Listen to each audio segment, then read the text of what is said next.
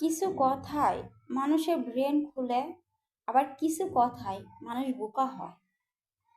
আমার কথাগুলো আপনারা মনোযোগ দিয়ে শুনবেন।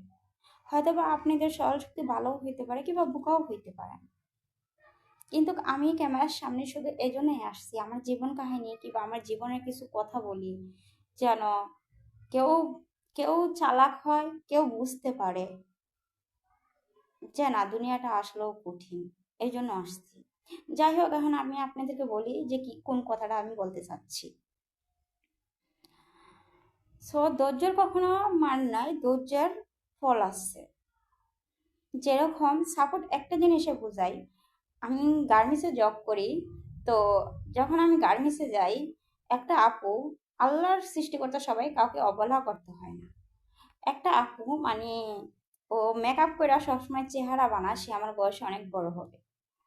তো আমি একদিন আপুর সাথে মজা করে বললাম কি যে আপু, তুমি না নায়িকা পূর্ণিমার মতন অনেক কিউট, অনেক সুন্দর, নায়িকা শাবনূরের মতন, আকাশের পরীর মতন তুমি সুন্দর। তো আপুটা আমাকে আবার বললো, এই আমি কি তোর যোগ্য? তুই আমার সাথে কেন কথা বলস? তুই দেখতে কিরকম পুষ্পাস থাকস না, কুৎসিত দেখতে, তবে দেখলে আমার কিরকম জানি ঘৃণা লাগে রে। তুই আমার সাথে কথা বলিস না, আমি কত সুন্দর, স্মার্ট, সবসময় মেকআপ করে হাইফাই হয়ে থাকি, আর তোর মতন একটা নর্মাল মেয়ের সাথে তো আমার কথা বলা মানাই না, যে আমার মান সম্মান চলে যাবে।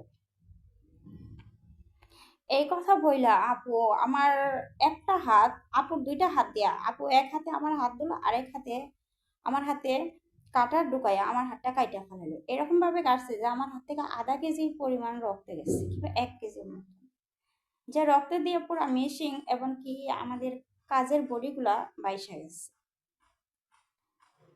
সো আমি কিচ্ছু বলি নাই। পিএম স্যার আমাকে প্রশ্ন করলো কিভাবে হাত কাটছে।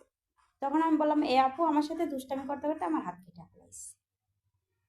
পিএম স্যার সত্যি এটাই বিশ্বাস করলো, তো আমার হাত ব্যান্ডেজ করে দিল। তারপর আমি মেশিনে এসে কাজ করতেছি। সারাটা দিন হাত থেকে রক্ত পড়ছে। সো আমি কিচ্ছু বলি নাই। একদিন, 2 দিন, 3 দিন পর দেখি সেই আপটা নিজের ভুল নিজেই বুঝতে পারলো। সে আয়সা বলল যে তোর সাথে আমি খুব অপরাধ করছি, পারলে তুই আমাকে মাফ করে দিস বোন। কারণ আমি তোর হাত কাটাটাতে আমি বুঝতে পারলাম যে এটা আমার অন্যায় হয়েছিল। আর এই জন্য আমার পুরো ফ্লোরের মানুষ এবং পিএম স্যার, সুপারভাইজার, লাঞ্চি সবাই আমাকে অনেক কথাই বলছে। আসলে এটা আমার ঠিক হয় না। এমনকি আমার বাচ্চা ছেলেও বলছে, তুমি আন্টির হাত কেটে দিছো, তুমি ঘর থেকে বের হয়ে যাও, তুমি খারাপ, তুমি ভালো না। তো বোন, পারলে তুই আমাকে মাফ করে দিস। সেই আপুটা এভাবে আমার কাছে মাফ চাইলো, যে তখন ভাবলাম যে এখন যে আমি রাগ হয়ে থাকি, তাহলে অবশ্যই তার তুলনায় আমাকে ওজন মাপা হবে। তাই আমি ওকে মাফ করে দিলাম। তারপর আপুটা আমার বাসায় আসলো, আয়সা বসলো, কথা বললো, আবার আপুর বাসায় নিয়ে গেল। কিন্তু এতে কি হলো, ধৈর্যের কোনো বিকল্প নাই। এটাই যে আমি ধৈর্য ধরাতে আমার ফলাফলটা আমি নিজেই দেখতে পারলাম, যে না, সে অপরাধ করে তার ভুল ক্ষমা চাইছে। ঠিক আপনারা এইরকম, ধৈর্যের কোনো মান নাই, ধৈর্যের ফল আছে।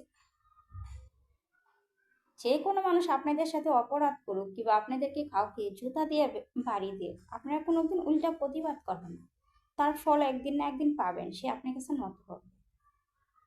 যেরকম আমার বড় ভাই বোন, আমার বড় ভাই বোন আমাকে ছোটবেলার থাইকা কুকুরের মতন ব্যবহার আচরণ কইরা কখনো তো খাওন বরণ পোশাক দেয়ই নাই। আমার জীবনটা নিরাশ করে সব কিছু শেষ করে দিছে, ধ্বংস করে দিছে আমাকে। আর সমাজ গ্রামের কাছে সবার কাছে ওরা সবসময় ভালো লোকজন সাইজা থাকতো।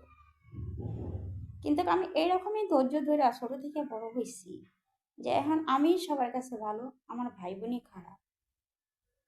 তাই আপনারা ধৈর্যের কোনো বিকল্প নাই, এটা আমি সবসময় বলি। আপনারা যে কোনো বিষয়ে সবসময় ধৈর্য ধরবেন, দেখবেন ফলাফলটা কয়দিনের ভিতরে এসে পড়ে। কোনোদিন ধৈর্য ছাড়া হবেন না, ধৈর্যের মান নাই।